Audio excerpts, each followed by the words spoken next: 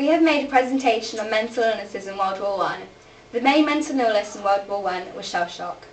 Shell shock was an illness that made men have mental breakdowns. In World War I, shell shock was considered a psychiatric illness resulting from injury to the nerves during combat. Shell shock was also the result of being buried alive or exposed to heavy bombardment. Arthur Hubbard had been taken from the battlefields and deposited in the East Suffolk and Ipswich hospitals suffering from shell shock. His words, his breakdown was related to witnessing a terrible sight that I shall never forget as long as I live. By the end of World War I, the army had dealt with 80,000 cases of shell shock. 4/5 of shell shock victims were never able to return to military duty. If breakdown was a damage of the nerves, then massage, rest, dietary regimes and electric shock treatment were invoked.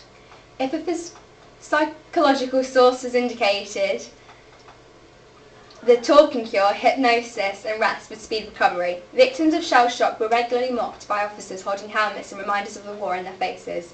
Many shell shock victims felt shame on their return home, and some were treated as deserters. Some shell shock victims were shot dead by their own side after being charged with cowardice. They were not given preposterous pardons.